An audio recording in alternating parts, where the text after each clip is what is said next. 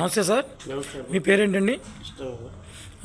మీరు ఇప్పుడు ఈ ప్రైవేటీకరణ హాస్పిటల్స్ చేస్తున్నారని చెప్పారు.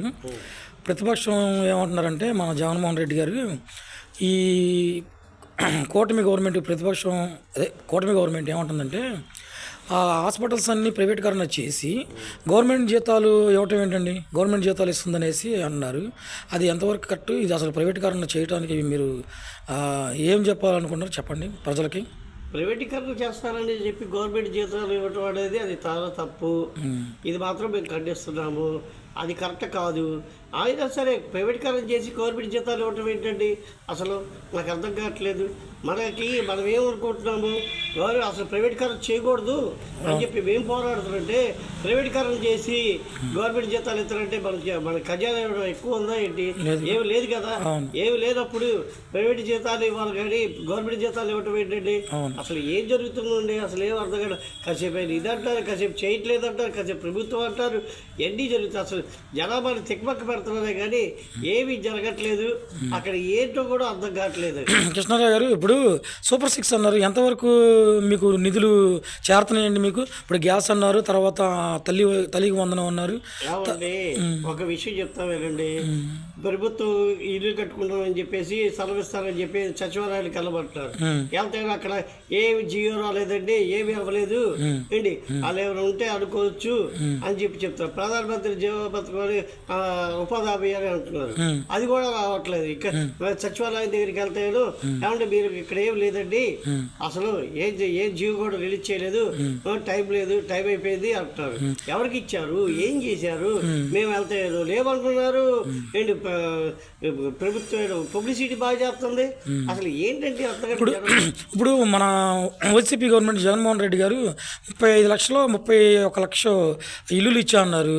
అవి ఎంతవరకు నెరవేర్చారు? ఏదైనా కూటమి గవర్నమెంట్ అయినా ఇవ్వడానికి ట్రై చేస్తుందా? అసలు ఇస్తుందా లేకపోతే ఇవ్వదా? సార్ 99% చేశారు సార్. మీరు ఎవరు చేశారు? కోర్టు జగన్ గారు చేసి కోర్టుకి వేశారు. ఎవరు? జగన్ గారు వేశారా? జగన్ గారి మీద కోర్టుకి వేశారు. ఎవరు? కూటమి కలిసి కూటమి పెద్దలంతా వేసి ఆపేశారు. పేదలకు అన్యాయం చేశారు. ఈ రోజుకి కట్టుకోవడానికి గూడు లేదు, గుడ్డ లేదు, ఇప్పుడు గూడు లేదు, ఈ ఊడు జరుగుతున్నాయి. అది మాత్రం కూడా కరెక్ట్ కాదు. ఇప్పుడు ఆ ఇల్లు ఏమైనా మొదలు పెట్టారు లేదా అటకెక్కినాయా? అటకెక్కేసేదే. అటకు ఇప్పుడు ఎక్కుతుందండి. ఎప్పుడో 2024లో అటకెక్కేసినాయి. 2024 ఎలక్షన్లు అవ్వగానే ఎక్కేసినాయి. ఇంకేం లేదు అక్కడ. ఉన్నాయి అలా వెళ్తున్నారు, ఆ 4 వేలు ఇస్తున్నారు, ఫోటోలు దిగుతున్నారు. మరి ప్రధానమంత్రి మన మోడీ గారేమో లేదు ఎవరికైతే ఇల్లు సెలక్షన్ అయినో ఏది మన వైసీపీ గవర్నమెంట్లో వాళ్ళకందరూ కంపల్సరీగా ఇవ్వాల్సిందే అన్నారు. మరి వీళ్ళు ఎంతవరకు నెరవేరుస్తారు, ఎంతవరకు నెరవేర్చరు? ఏమంటే వైసీపీ గవర్నమెంట్లో ఇల్లులన్నీ ఇస్తారంటున్నారు ప్రధానమంత్రి గారు, కానీ ఆయన పేరు ఉండలేదు.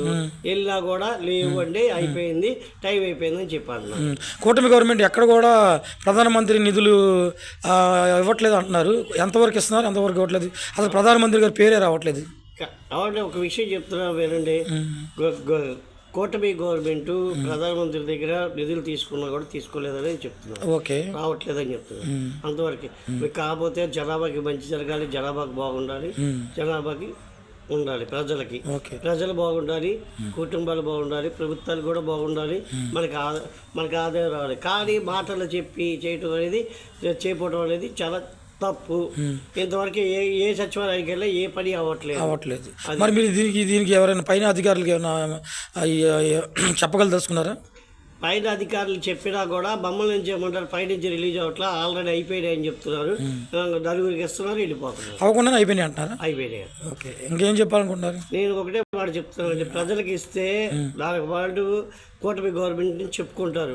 లేని పక్షంలో మాత్రం రాబోయే 29లో కరెక్ట్గా బుద్ధి చెప్తారు ప్రజలు. ఓకే.